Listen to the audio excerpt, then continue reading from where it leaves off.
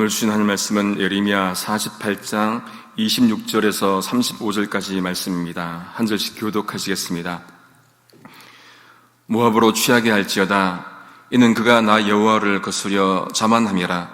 그가 그 토한 것에서 골무로 조롱거리가 되리오로다. 내가 이스라엘을 조롱하지 아니하였느냐? 그가 도적 중에서 발견되었느냐? 내가 그를 말할 때마다 내 머리를 흔드는도다. 모압 어민들아, 너희는 성읍을 떠나 바위 사이에 거할지어다. 깊은 골짜기 어귀에 깃들이는 비둘기같이 할지어다. 우리가 모압의 교만을 들었나니 심한 교만, 곧 그 자고와 오만과 자긍과 그 마음의 거만이로다. 나 여호와가 말하노라. 내가 그 노함의 허탄함을 아노니 그가 자긍하여도 아무것도 성취치 못하였도다. 그러므로 내가 모압을 위하여 울며 온 모압을 위하여 부르짖으리니 무리가 길르앗 사람을 위하여 슬퍼하리오로다.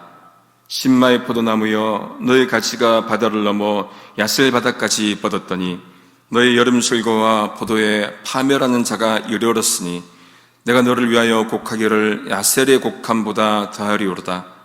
기쁨과 즐거움이 옥토와 모압 땅에서 빼앗겼도다.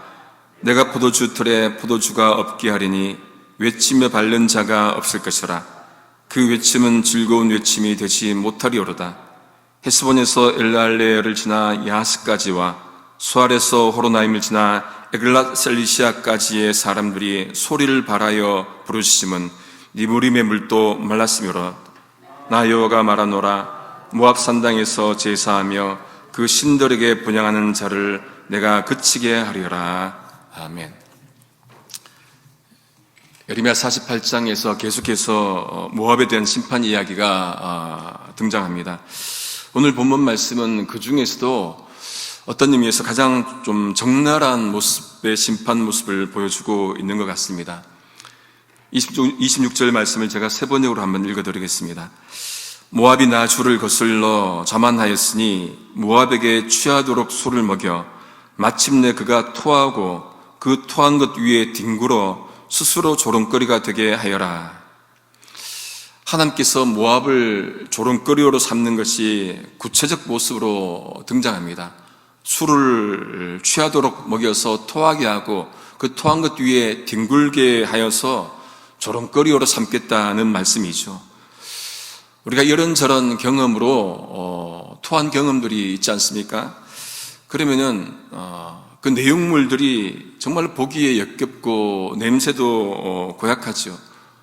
그런데 그 위에 뒹굴게 하고 또 조롱거리로 삼는다. 정말로 자존심 상하게 하시겠다는 것입니다. 그런데 하나님께서 왜 이렇게까지 하시겠다고 하십니까? 주님을 거슬렀기 때문에 그렇습니다. 다니엘 4장에도 보시면은 느부갓네살 왕이 하나님께 자만하는 모습을 볼 수가 있는데 다니엘 4장 30절입니다.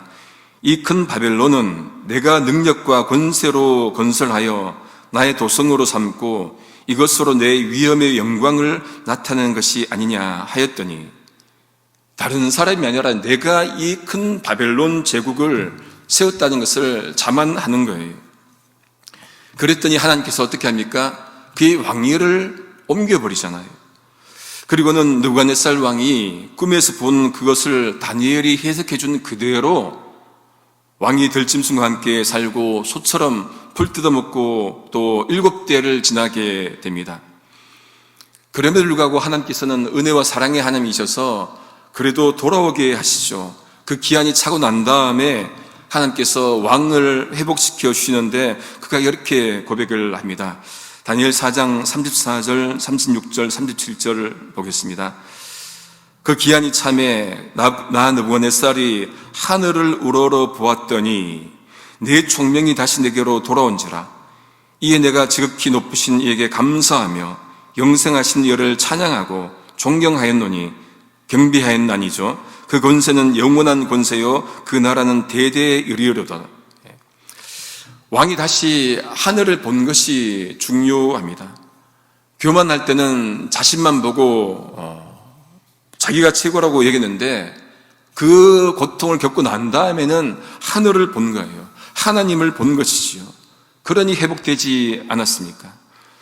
36절에 그 동시에 그때에 내 총명이 내게로 돌아왔고 또 내 나라의 영광에 대하여도 내 위엄과 광명이 내게로 돌아왔고 또 나의 모사들과 관원들이 내게 조회하니 찾아오니 내가 내 나라에서 다시 세움을 받고 또 지극한 위세가 내게 더하였다. 하나님을 보니까 이제 계속해서 자기에게 덧셈으로 작용합니다. 하나님 경배하니까 왕 자신도 다시금 세움을 입고 그리고 영광이 돌아온다고 고백하지요. 그런 것을 깨닫고 왕이 이렇게 고백을 합니다. 다니엘 4장 37절에 그러므로 지금 나 느부갓네살은 하늘의 왕을 찬양하며 칭송하며 존경하노니 경배하노니죠. 그의 일이 다 진실하고 그의 행하심이 의로우심으로 그 다음이 중요합니다. 교만하게 행하는 자를 그가 능히 낮추심이라. 지금 이 일이 자만 때문에 교만 때문에 벌어지는데 깨달은 게 뭡니까? 교만해서 그랬구나. 그걸 이제 깨달은 거예요.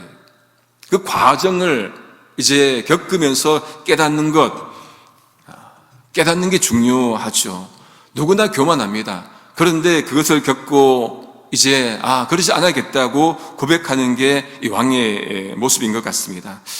겸손히 섬기는 게 중요합니다.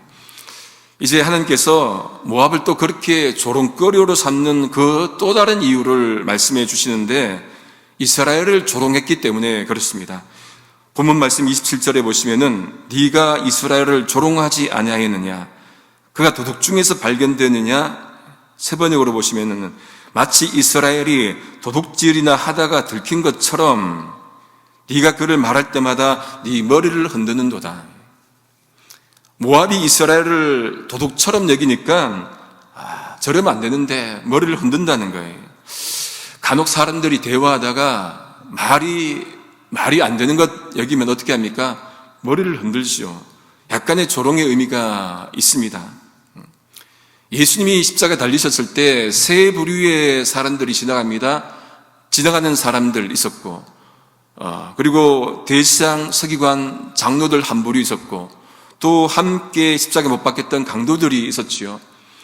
그런데 지나가던 이들이 머리를 흔들고 지나갑니다. 이렇게 욕합니다.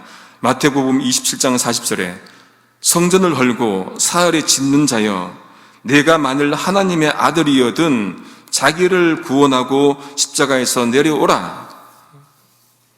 저 큰 성전을 헐고 사흘 만에 짓겠다고 하는 자가 저 십자가에 달려 있으니까 말이 안 된다는 거예요. 그러니 머리를 흔들고 조롱하는 것이지요. 이런 모습들이 예레미야 예가 2장 15절에도 나옵니다. 무릇 지나가는 자는 다 너를 향하여 박장하며 박수치며 처녀 딸 예루살렘을 향하여 비수하고 비웃고 머리를 흔들며 말하기를 온전한 영광이라 천하의 쾌락 모든 세상 사람들의 기쁨이라 일컫던 성이 이 성이냐 그렇게 말하면서 조롱하는 모습을 보게 됩니다. 모압이 이스라엘을 조롱하니까 하나님께서 모압을 조롱하는 거예요. 이제 하나님께서 처벌하는 모습을 보여줍니다. 모압 주민들에게 이렇게 말씀을 합니다. 28절 보니까 너희는 성읍을 떠나 바위 사이에 거할지어다. 바위 틈에서 살라.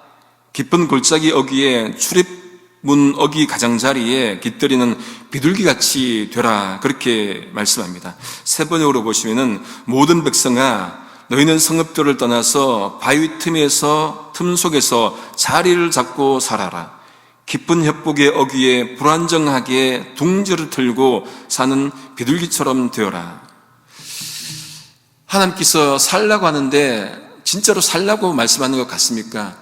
그렇지 않은 것 같아요. 조롱하는 모습 같습니다. 바위 틈에 어떻게 자리 잡고 삽니까?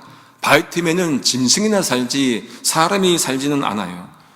또 깊은 협곡의 어귀에 불안정하게 둥지를 들고 사는 비둘기 모습, 그게 안정된 모습은 아니죠. 하나님께서 모압을 이렇게 불안정하게 하시겠다는 말씀입니다. 그럼에도 모압의 교만이 끝이 없습니다.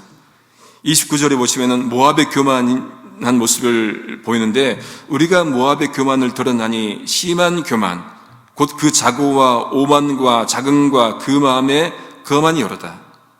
세 번역으로 보니까 우리는 모압이 교만하다는 소문을 들었다. 모압이 매우 교만하여 우쭐대고 뻐기며 오만하고 거만을 떤다는 것을 우리는 들었다. 같은 표현의 단어가 5번이나 등장하는데 이건 그만큼 그들이 교만한 모습을 보게 된다는 것이죠. 하나님께서 또 말씀을 하십니다. 30절에 보니까 내가 그 노여워함의 허탄함을 아노니 그가 자긍하여도 자랑하여도 아무것도 성취치 못하였도다. 난 모압의 교만함을 안다. 세 번역입니다. 그의 자랑도 허풍뿐이며 그가 이뤘다는 일도 거짓말이다. 하나님께서 모압이 뭔가를 이뤘다고 하는데 허풍이라는 거예요.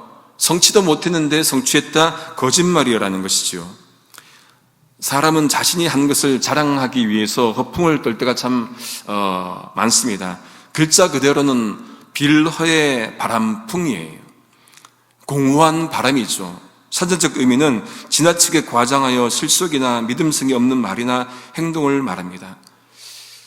모압이 지금 이룬 것도 없는데 드러내고 허풍을 떨고 그렇게 이뤘다고 자랑을 한다는데 하나님 보기엔 아무것도 아니라고 말씀을 하는 겁니다. 우리도 있는 그대로 사는 게 중요하겠죠.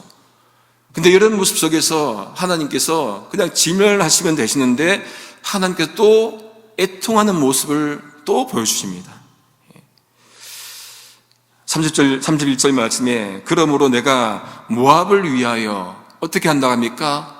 울며, 다른 번역 보면 통곡하고 온 모압을 위하여 부르짖으리니 우리가 길르앗 사람을 위하여 슬퍼하리로다. 하나님께서 모압을 위해서 또 통곡하고 부르짖는 모습, 언뜻 이해하기 쉽지 않고 당혹스럽기까지 하는 모습입니다. 그런데 이것이 하나님의 자비로우신 모습이기도 하지요. 모압의 죄악 때문에 그들이 징벌을 받기는 하지만은 하나님께서 그 징벌받는 모습에는 애통해 하신다는, 함께 아파하신다는 그 마음을 보여줍니다. 우리 46장에도 나오지 않았습니까? 애굽을 심판하시는데 그 애굽에 대해서도 하나님께서 회복하는 그 모습을 보여주셨지요. 무엇을 볼 수 있습니까? 하나님의 공의의 모습, 자비의 모습을 동시에 보게 됩니다. 시편 89편 14절에 의와 공의가 주의 보좌의 기초라. 인자함과 진실함이 주를 앞서 행하나이다. 주 앞에 있나이다. 시편 103편 8절에 여호와는 자비로우시며 은혜로우시며 노하결을 더디하시며 인자하심이 풍부하시도다. 공의의 하나님이시만은 또 동시에 자비의 하나님을 보여줍니다. 그 하나님께서 또 더 애통해하는 모습을 보여주십니다. 32절 말씀에 신마의 포도나무여 너의 가지가 바다를 넘어 야셀 바다까지 뻗었더니 너의 여름 실과와 포도에 파멸한 자가 이르렀으니, 다른 번역 보면 포도 수확을 탈취하는 자가 나타났으니 내가 너를 위하여 곡하기를 야셀이 곡하는 것보다 더하리오로다. 신마가 포도 생산지로 유명하고 번영의 도시인데, 그런데 또 번영에서 야셀 바다까지 뻗었는데 탈취하는 자, 수확물을 빼앗아가는 자가 나타난 거예요. 그러니까 하나님께서 애통해하는 것이 정말로 야셀이 곡하는 것보다 더 애통해한다 말씀을 합니다. 여러분 간혹 그런 뉴스 들은 적 있습니까? 한 해 동안 농부들이 열심히 농사를 지었는데 하루아침에 누군가가 그냥 싹쓸이 훔쳐가는 것 들으신 적 있을 겁니다. 그러면 얼마나 농부들이 허탈하겠습니까? 한 해 동안 정말로 피땀 흘려서 수고한 건데 하루아침에 사라진 거예요. 지금 모압이 그런 모습으로 또 그런 이유를 당할 것이라고 말씀을 하는 겁니다. 그 결과 33절에 기쁨이 사라진 거예요. 기쁨과 즐거움이 옥토와 모압 땅에서 빼앗겼도다.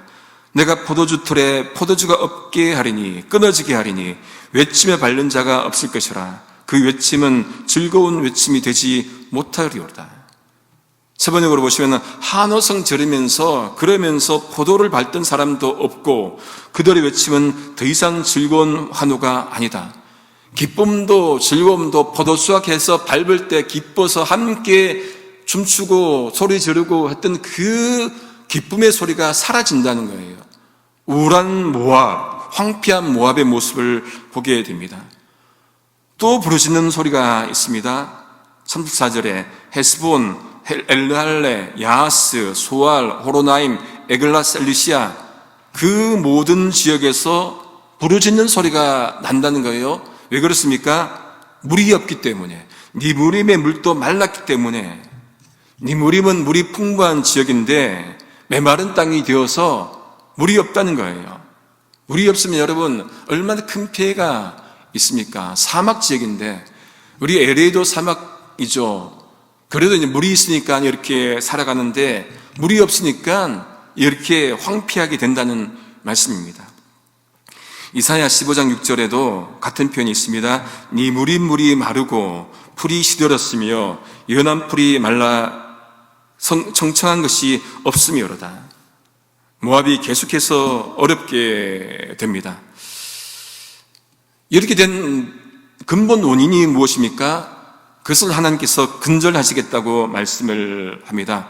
35절 말씀에 모압 산당에서 제사하며 그 신들에게 분향하는 자를 내가 그치게 하리라. 개역 개정은 끊어버리리라. 세번역으로 보시면 완전히 없애버리겠다. 그러니까 우상 섬기는 자를 내가 완전히 끝내버리겠다. 모든 문제의 원인은 여러분 우상이지요. 하나님 자리에 우상을 두는 것, 하나님 필요 없다는 것 아니겠습니까? 하나님 존재 자체를 부정하는 게 우상이에요. 왜? 하나님 필요 없는 거예요. 우상을 두니까 우상이 하나님이 된 것이지요. 뱀이 하와를 속여서 선악과를 먹이면 죽지도 않고 어떻게 된다고 합니까? 하나님처럼 된다. 창세기 3장 5절에 너희가 그것을 먹는 날에는 너희 눈이 밝아 하나님과 같이 되어서 선악을 알 줄을 하나님이 아신다고 말씀을 하죠. 말을 하죠. 하나님처럼 된다는 것은 하나님이 필요 없다는 거예요. 하나님이 필요한 것은 우리가 할 수 없는 능력 것이 있기 때문에, 못하기 때문에 하나님이 필요한 건데, 하나님처럼 된다면 하나님이 왜 필요하겠습니까? 이게 우상이죠. 궁극의 문제는 다른 문제가 아니라 하나님 품 안에 있는 것, 하나님 바운더리 안에 있는 것, 하나님의 사랑 안에 있는 게 가장 중요하고 바깥에 있는 것은 죄입니다. 말씀을 정리합니다. 여러분, 이번 올림픽 보시면서 최고의 성적을 거둔다고 하더라고요. 그 중에서 양궁이 없으면 한국은 어떨까? 대부분 상당히 많은 금메달을 땄는데, 제가 남자 단식을 하이라이트를 봤어요. 명승부였더라고요. 김우진 선수하고 엘리슨 미국 선수하고 붙었는데 5세트로 하는데 한 세트 이기면 2점이에요. 미국 선수가 먼저 이겨갖고 2점을 내고 한국 선수가 따라잡고 2대2, 미국 선수가 또 2점 4대2, 한국 선수가 또 따라잡아서 4대4, 마지막 한 세트 남았는데 3발씩 주더라고요. 그런데 제가 금메달 땄다는 걸 알고도 봤는데도 두 명 모두가 3발씩 10점씩을 쏜 거예요. 10점, 10점, 10점. 똑같이. 그런 명승부가 이제 마지막 한 발이 남았는데 어떻게 결정됩니까? 10점 맞아도 소용이 없어요. 누가 중앙에 쏘느냐가 이제 금은 색깔을 가르게 하는데 한 발 남았잖아요. 그런데 보니까 그림이 이렇게 10점이 있으면은 한국 선수는 10점을 거의 맞물려서 안쪽에 썼고, 이 미국 선수는 10점을 거의 맞물려서 바깥쪽을 쏜 거예요. 그걸 보면서 제가 느낀 게, 안에 있다는 게 이렇게 중요하구나. 안에 있다는 게. 그 선에서 그게 거리가 4.9mm. 여러분 1cm도 안 되는 거예요. 그 사이가 금은을 나눈 거예요. 그 사이에는 뭐가 있습니까? 선이 있네, 10점 선이. 하나님 안에 있어야 되는구나. 아무리 우리가 하나님 믿는다고 흉내 내더라도 바깥에 있으면 끝이구나. 그런데 좀 모자라더라도 하나님 안에 있는 게 그게 중요하구나. 그게 금이구나. 그런 것을 깨닫게 됩니다. 모압을 보면서 느낀 것도 하나님 안에 있어야 되는구나. 이거를 우리가 깨닫게 됩니다. 우리 모두가 정말로 신실하게 하나님 믿고 주님 품 안에 있기를 성부, 성자, 성령이신 삼일체 하나님의 이름으로 소망합니다. 기도하시겠습니다. 존귀하신 아버지 하나님 감사합니다. 주님 안에 있기를 원합니다. 세상 유혹에 휩쓸려서 주님 밖에 있을 것이 아니라 하나님의 품 안에서 하나님이 주시는 참 평안을 누리며 살아가도록 저희를 인도해 주옵소서. 내가 이루었다고 교만하지 않게 하시고 겸손히 하나님의 말씀에 순종하며 하나님이 주시는 은혜로 하루하루 십자가 바라보며 살아가도록 은혜 더하여 주시옵소서. 주님의 몸된 공동체가 이 시대의 마지막 사명을 잘 감당할 수 있도록 세상을 향해서 주님의 복된 복음을 전하며 하나님의 풍성한 사랑을 전하는 교회 되도록 인도해 주시옵소서. 한날 또 성도님들의 삶과도 함께 하실 줄 믿사하며 존귀하신 예수님의 이름으로 기도드립니다. 아멘.